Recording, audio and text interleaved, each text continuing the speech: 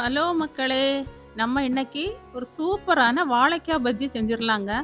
நல்ல தமிழ்நாட்டுலலாம் நல்ல மழை, பாம்பேலலாம் நல்ல குளிரு. இந்த குளிருக்கு இதமா ஒரு வாழைக்காய் பஜ்ஜி சட்னி செஞ்சு சாப்பிட்றலாம். இப்போ வாங்க நான் வாழைக்காய் பஜ்ஜி எப்படி செய்ய போறேன்னு காட்டுறேன். அதுக்கு முன்னாடி நம்ம அந்த பஜ்ஜிக்கு ஒரு சட்னி அரைச்சிரலாம். தேவையான பொருட்கள் மல்லி இலை, தக்காளி பழம், வெங்காயம், இஞ்சி, கொஞ்சம் தேங்காய், தேவையான அளவு பச்சை மிளகாய். இதில நான் கொஞ்சம் உப்பு சேர்த்துருக்கிறேன்.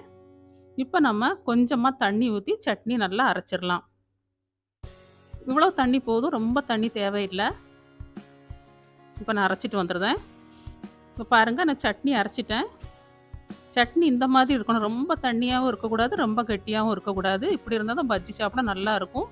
இப்போ அந்த வாழைக்காய் நான் எல்லாம் கழுவி வச்சிருக்கிறேன். வாழைக்காவ கட் பண்ணிரலாம். 2 சைடும் கட் பண்ணிருங்க. கட் பண்ணிட்டு ஒரு பீலரால அந்த தோல வந்து நல்லா சீக்கிரலாம்.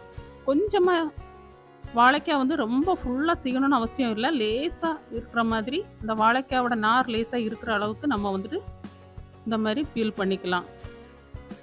இப்போ எல்லா வாழைக்காவும் நான் கட் பண்ணி வச்சிருக்கிறேன். தண்ணீல போடாதீங்க. நம்ம பஜ்ஜி செய்றப்போ வாழைக்காவ கட் பண்ணி தண்ணீல போடக்கூடாது. தண்ணீல போட்டா எண்ணெய் ரொம்ப உரியும்.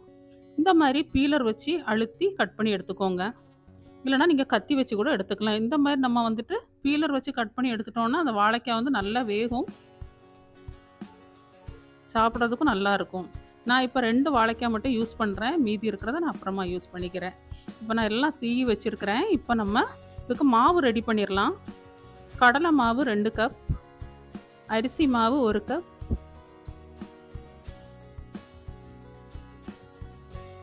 வத்தல் பொடி 1 டேபிள் ஸ்பூன்.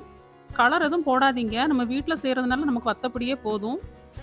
உப்பு தேவையான அளவு, கொஞ்சமாக பேக்கிங் சோடா, கொஞ்சம் காய பவுடர். இவ்வளவுதாங்க. நம்ம வந்து நல்லா மிக்ஸ் பண்ணிக்கலாம். இப்போ நான் வேறு பவுலில் மாற்றிட்டேன். கொஞ்சம் சின்ன பவுலாக இருக்கிறதுனால. இப்போ தண்ணி ஊற்றி நம்ம பஜ்ஜி மாவு செஞ்சிடலாம். இப்போ நான் பஜ்ஜி மாவு செஞ்சுட்டேன். இது எப்படி கரெக்டாக இருக்குன்னு நீங்கள் தெரிஞ்சுக்கணும் அப்படின்னா, ஒரு ஸ்பூனால் இப்படியே அழுத்திருங்க. அழுத்திட்டீங்கன்னா இப்படி ஃபுல்லாக ஸ்பூன் வந்துட்டு வெளியில் தெரியக்கூடாது. அந்த ஸ்டீல் வெளில தெரியாமல் ஃபுல்லாக அப்படி கவராக இருந்ததுன்னா நம்ம பஜ்ஜி போடுறதுக்கு மாவு வந்து கரெக்டான அளவு. இனி நம்ம பஜ்ஜி போட்டு எடுத்துக்கலாம். எண்ணெய் சூடாயிருச்சு. இது கரெக்டாக சூடாயிருச்சா அப்படின்னு தெரியறதுக்காக கொஞ்சமாக மாவு உள்ளே போட்டுட்டு பார்த்தீங்கன்னா இப்படி மாவு இப்படி பொரிஞ்சு மேலே வருது இல்லையா? இப்போ இது கரெக்டான அளவு. இப்போ நம்ம பஜ்ஜி போட்டு எடுத்துக்கலாம். இந்த வாழைக்காவை 2, 3 தடவை இப்படி மாவில் வந்து அழுத்திருங்க. அதுக்கப்புறமா எண்ணெயில் போட்டுக்கலாம். இப்படி ஒன்று ஒன்றா போட்டுக்கோங்க. இப்படி சாயந்தரம் நேரம் அப்படியே ஒரு சாயை போட்டுட்டு இப்படி பஜ்ஜி சாப்பிட்டா சூப்பராக இருக்கும்ல.